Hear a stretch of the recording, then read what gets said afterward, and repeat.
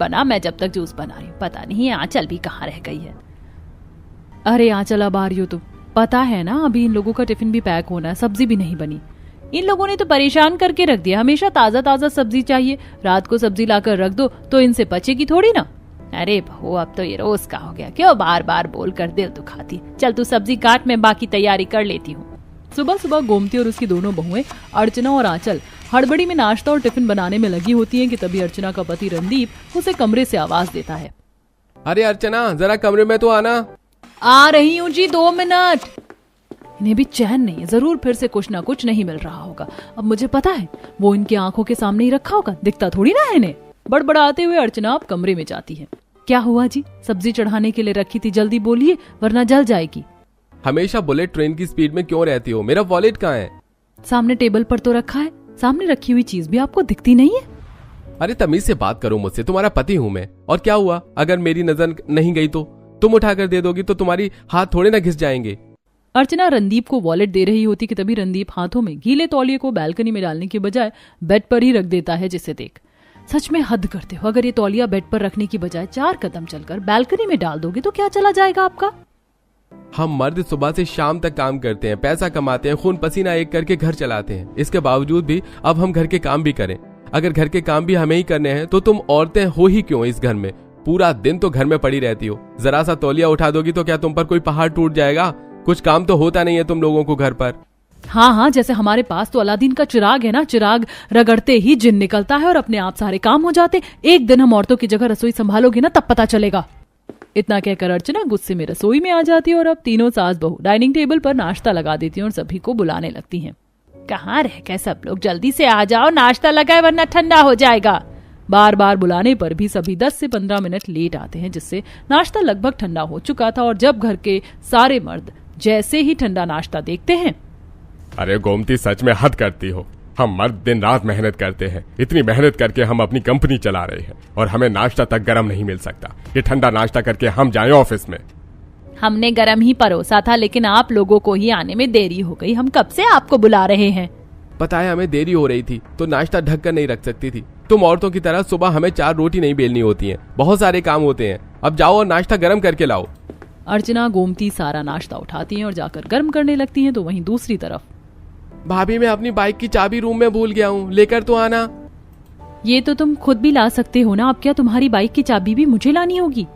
भाभी का फर्ज होता है देवर का ख्याल रखना, और तुम उसकी बाइक की चाबी नहीं ला सकती। आजकल की लड़कियों से तो किसी चीज की उम्मीद ही नहीं रखनी चाहिए। अपने ससुर के ताने से आंचल कमरे से बाइक की चाबी लाकर मोहित को देती है। तो वहीं अर्चना और गोमती भी नाश्ता गर्म करके ले आती हैं। सभी नाश्ता कर ही रहे होते हैं कि तभी मोहित, भाभी शाम मेरे कुछ दोस्त आ रहे हैं पार्टी के लिए, तो आप स्नैक्स में chili potato, chili paneer, Manchurian और सिंगापुर चाउमीन बना देना। और खाने में मलाई चाप, मलाई कोफ्ता, तंदूरी नान और हाँ, चिकन बिरयानी बनाना मत भूलना।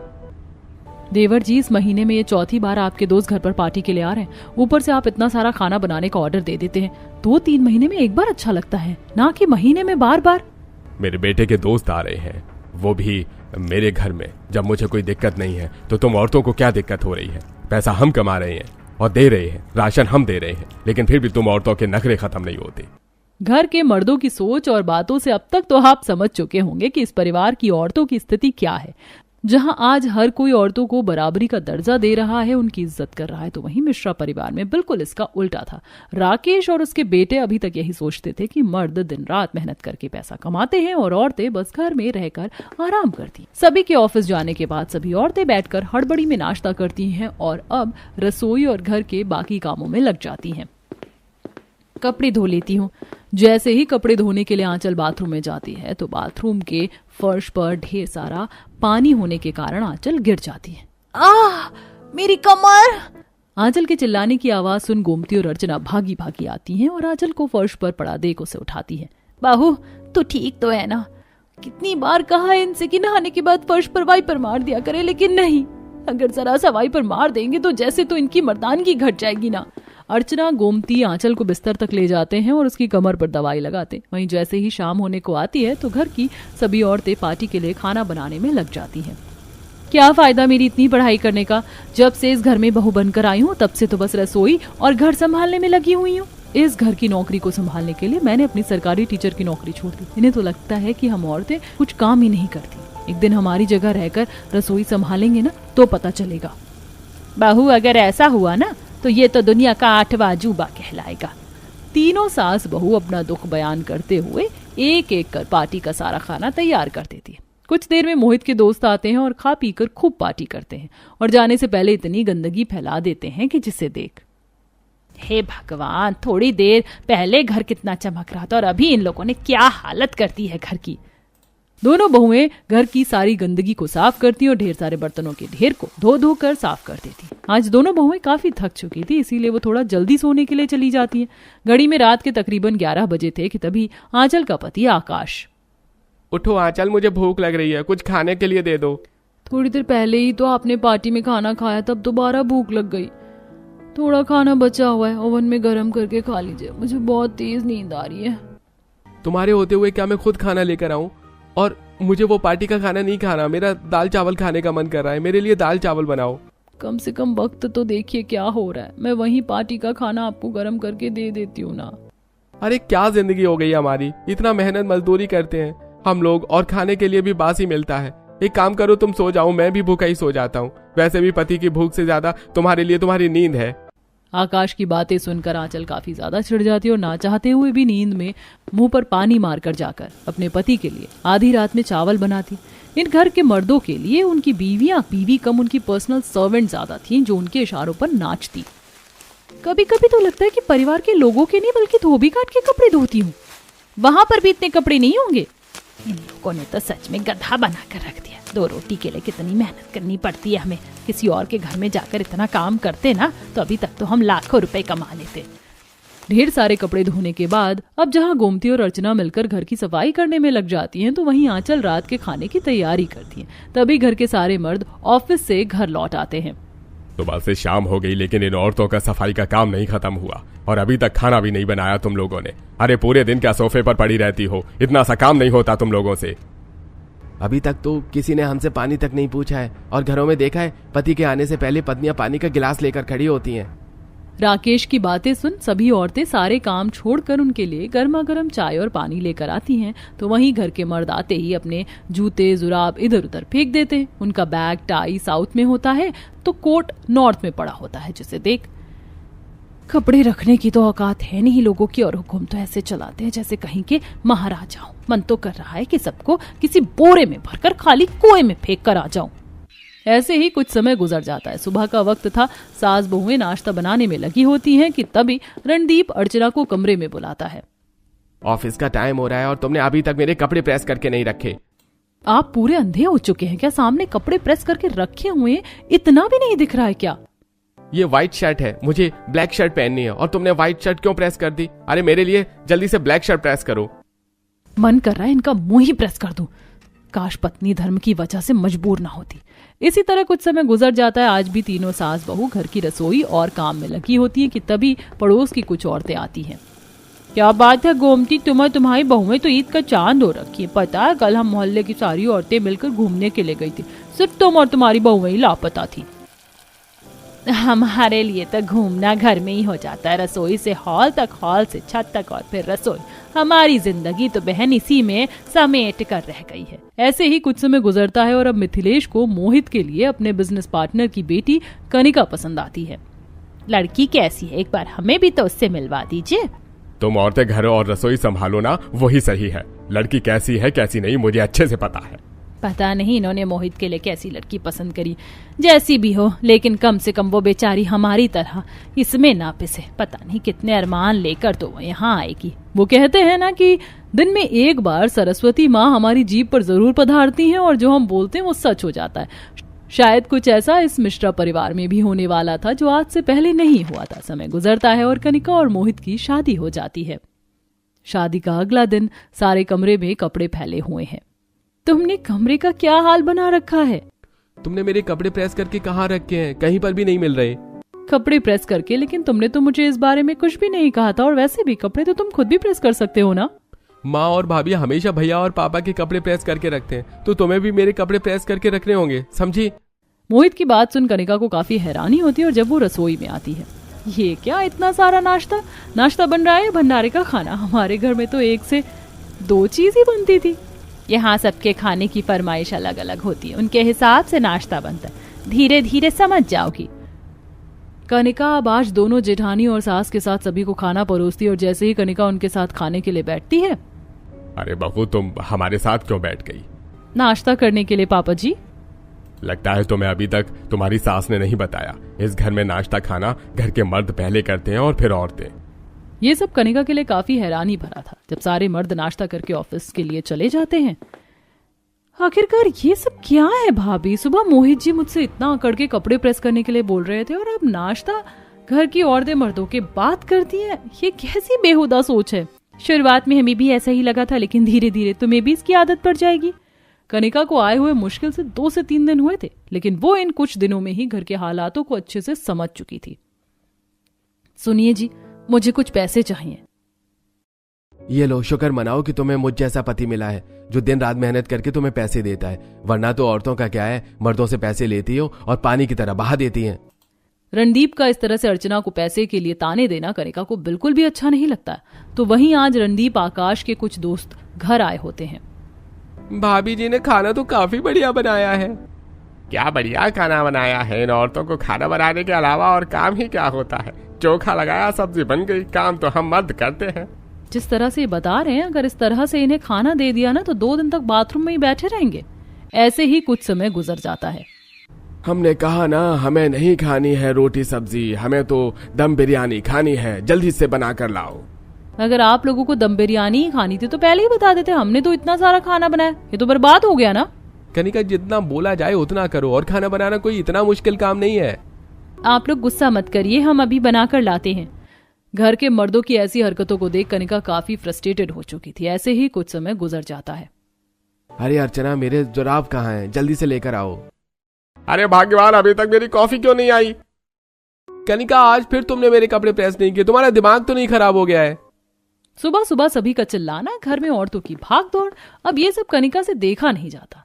अब वो किचन से एक प्लेट और चम्मच उठाती है और जोर जोर से प्लेट बजाने लगती है, जिसके चलते सभी लोग कमरों से बाहर निकल आते हैं। बहू क्या कर रही हो? सिर दर्द कर दिया सुबह सुबह। दर्द तो आप लोगों ने कर दिया है, हमारे सर में हद होती है हर चीज की। हम लोग आपकी बीवियां हैं या कोई नौकरानियां? खुद के मोजे तो ढूंढे नहीं जाते और हम पर हुक्म चलाते हैं। हाँ हाँ, जैसे तुम लोग तो घर पर पहाड़ तोड़ती हो ना, हम मर्दों की तरह एक दिन काम करके देखो, पता चल जाएगा। इतना ही कॉन्फिडेंस है ना तो एक दिन घर की रसोई आप सब मर्द संभालो, तब पता चलेगा कि औरत कितनी मेहनत करती है। बस भी कर बहू, आप लोग इसकी बातों पर ध्यान मत दीजिए, लगता है इसकी तबीयत ठीक नहीं है। तबीयत तो बहू की सच में ठीक नहीं है, लेकिन अब बहू ने चैलेंज दिया है तो हमें करना ही पड़ेगा। हम भी तुम्हें दिखा देंगे कि तुम्हारे कामों को हम यूं कर सकते हैं। ठीक है, फिर तय रहा। कल आप लोग हमारी जगह रसोई और घर संभालेंगे और हम आपकी जगह ऑफिस। अगले दिन होते ही राकेश कॉफी की आवाज लगाते हुए हॉल में आता, तभी वहाँ उसके तीनों बेटे भी आ जाते हैं। पापा, क्यों कॉफी कॉफी चिल्ला रहे हैं? भूल गए क्या आज हम मर्द घर की रसोई और काम संभालेंगे? अरे हाँ हाँ, याद है मुझे। हम भी दिखा देंगे इन्हें कि बाहर के काम के साथ साथ घर भी हम संभाल सकते हैं। अब सारे मर्द अपनी कमर कसते हैं और सीधा रसोई घर में घुस जाते हैं। आकाश चाय बनाने के लिए पतीले में भरकर दूध और पानी डाल देता है और चाय पत्ती का पूरा डब्बा ही उसमें उड़ेल देता है, जिससे सारी चाय काली हो जाती है। इस चाय का रंग तो ब्राउन होता है ना, पर ये काला क्यों हो गया? अरे मूर्ख, 2 चम्मच चाय पत्ती डालती है, तूने तो पूरा डिब्बा ही उड़ेल दिया। देख अब कैसे जूस बनाता हूँ। राकेश जैसे ही मिक्सर का बटन ऑन करता है तो ग्लास पर हाथ न रखने की वजह से सारा जूस राकेश के कपड़ों पर आ गिरता है। पापा, क्या जूस बनाया आपने? घर वालों को तो पता नहीं, लेकिन बिल्ली जरूर चाट चाट कर सब पी जाएगी। अरे चुप कर तू, नाश्ता बना, मैं भी कपड़े बदल कर आता हूँ। मिथिलेश कपड़े बदलने के लिए चला जाता है तो वहीं नाश्ते में तीनों भाई अंडा ब्रेड बनाने लगते हैं कि तभी अर्चना रणदीप को बुलाती है। क्या हुआ, दिखाई नहीं दे रहा? मैं नाश्ता बना रहा हूँ। आप तो मुझे बार बार कमरे में बुलाते थे जब मैं नाश्ता बनाती थी। मैंने तो कभी ऐसा नहीं कहा। अब जाइए और मेरी साड़ी प्रेस कर दीजिए। क्या कहा तुमने? मैं तुम्हारी साड़ी प्रेस करूं? होश में तो हो? अरे एक दिन के लिए जब घर रसोई संभाल ही रहे तो सारे काम करिए ना, जाइए। रणदीप मुंह बनाकर अर्चना की साड़ी प्रेस करता है तो वहीं दूसरी तरफ आंचल। अरे तुम्हारा दिमाग तो नहीं खराब हो गया है? अब मैं तुम्हें सैंडल ला कर दूंगा, तुम खुद नहीं ले सकती? मैं भी तो आपके जूते लाकर देती थी, मैंने तो कभी ऐसा नहीं कहा। थोड़ी देर में जब घर के मर्द टेबल पर नाश्ता लगाते हैं और अब जैसे ही तीनों सास बहू नाश्ता देखती हैं, ये क्या नाश्ता बनाए हैं? ब्रेड सारे जले हुए और अंडा भी कच्चा है। अरे हमने इतनी मेहनत से नाश्ता बनाया और तुम इसमें कमी निकाल रही हो। इस खाने में तो कोई अंधा भी कमी निकाल दे, हम लोग बाहर से कुछ खा लेंगे या आप ही खाइए। और हाँ, हमारे आने से पहले घर की साफ सफाई अच्छे से कर दीजिएगा। अब तीनों बहू अपनी सास के साथ कार में बैठती हैं और ऑफिस के लिए निकल जाती हैं। तो वहीं घर के मर्द अब साफ सफाई करने लगते हैं। राकेश बड़ी मुश्किल से हॉल की झाड़ू लगाकर कचरा इकट्ठा करता है कि तभी मोहित पंखा चला देता है, जिससे सारा कचरा घर में फैल जाता है। अरे ओ कम दिमाग के इंसान, इतनी मेहनत से झाड़ू लगाई थी मैंने, तूने सारा कचरा फैला दिया। मोहन दोबारा से पोछा लगाने लगता है तो वहीं गलती से रणदीप आकाश की पोछे की बाल्टी गिरा देता है, जिससे पूरे घर पर पानी पानी हो जाता है। अरे सही कहती है भाभी, तो तू अंधा ही है, तुझे कुछ दिखाई नहीं देता। अब रणदीप मोहित कपड़े धोने का फैसला करते हैं और वॉशिंग मशीन में रंग बिरंगे और सफेद कपड़े एक साथ ही डाल देते हैं, जिससे अब सारे सफेद कपड़े रंग बिरंगे हो जाते हैं। ये मेरी H&M की 5000 की शर्ट भी व्हाइट से पिंक हो गई, अब मैं क्या करूं? थोड़े से काम में ही सभी मर्दों की हवा टाइट हो चुकी थी। तो वहीं राकेश अब थैला उठाता है और सामान लेने के लिए जब दुकान पर जाता है। अरे भाई साहब, आप सामान लेने के लिए आए हैं? नहीं, मेरा भूत आया है। बकवास बंद करो और सामान डाल इसमें। जहां एक तरफ घर के मर्द काम से परेशान हो चुके थे तो वहीं घर की औरतें ऑफिस में मस्त एसी की हवा में बैठी हुई थी। ना जाने उन लोगों का क्या हाल हो रहा होगा, बेचारे काफी परेशान होंगे ना। परेशान नहीं होंगे माँ जी, मुझे तो यकीन है कि वो लोग भी अभी इस वक्त आराम कर रहे होंगे। आप भी उनकी फिक्र मत करिए और आराम करिए। कनिका सही कह रही है, ऐसे मौके बार बार थोड़ी ना मिलते हैं। शाम को जब सभी औरतें ऑफिस से घर लौटती हैं तो देखती हैं कि सारा घर फैला है और खाना भी अभी तक नहीं बना। आप लोग घर पर क्या कर रहे थे पूरा दिन? कुछ भी नहीं हुआ। अरे कम से कम एक गिलास पानी तो लेकर आओ। सभी औरतें अपना सामान इधर उधर फेंक कर सोफे पर बैठ जाती हैं कि तभी उन सब के पति पानी लेकर आते हैं। ये तो ठंडा पानी है, पता है ना मैं नॉर्मल पानी पीती हूँ, जाओ मेरे लिए नॉर्मल पानी लेकर आओ। अब मोहित कनिका के लिए नॉर्मल पानी लेकर आता है तो वहीं नहा धोकर सभी औरतें खाने के लिए बैठती हैं। और जब वो अपने पतियों के हाथ का बेस्वाद खाना खाती हैं, इसे खाने से अच्छा कि इंसान जहर ही खा ले। क्या 2 कौड़ी का खाना बनाया है? अपने बनाए हुए मेहनत के खाने की इतनी बेइज्जती होता देख सभी मर्दों को काफी बुरा लगता है। तो वहीं सभी मर्द अपनी पत्नियों का फैला हुआ सामान उठाते हैं। ये गीला तौलिया भी बेड पर फेंकने की चीज है क्या? बाथरूम में भी अभी तक वाइपर नहीं मारा। सभी मर्द अब काफी ज्यादा थक चुके थे। तो वहीं आधी रात में अब सभी औरतों का हल्दी वाला दूध पीने का मन होता है और जब वो बाहर हॉल में आती हैं तो देखती हैं कि सभी मर्द सोफे पर ही सो चुके हैं। ये देख वो उन्हें चादर उड़ा देती हैं और अपने कमरे में चली जाती हैं। अगली सुबह जब सभी की आंखें खोलती हैं तो उनकी पत्नियां उनके सामने होती हैं। तो कैसा रहा एक दिन हमारी जगह रसोई और घर संभालना? ज्यादा मेहनत वाला तो काम नहीं है ना? बहु मेहनत ही नहीं, बहुत मेहनत वाला काम है। मुझे तो अपनी नानी याद आ गई, अभी भी कमर दुख रही है मेरी तो। हमें तो सच में नहीं पता था कि तुम औरतें घर रसोई में इतना काम करती हो। ये तो ऑफिस में काम करने से भी ज्यादा मुश्किल है। हम ये नहीं कह रहे कि आप लोग मेहनत नहीं करते, आप लोग भी बहुत मेहनत करते हैं, लेकिन 4 पैसे कमाकर आप हमारे काम की बेइज्जती नहीं कर सकते। एक घर को चलाने में औरत और मर्द दोनों का ही सहयोग चाहिए होता है। सही कह रही हो आंचल, हम सभी को अपनी गलती का एहसास हो चुका है। आज से हम लोग तुम्हारे काम की भी इज्जत करेंगे और साथ ही तुम्हारी मदद भी करेंगे। सभी मर्दों की अकल ठिकाने आ जाती है और अब वो अगले दिन से अपने छोटे मोटे काम खुद ही कर लिया करते थे। तो वहीं वक्त मिलने पर घर के कामों में भी औरतों का हाथ बंटवाते।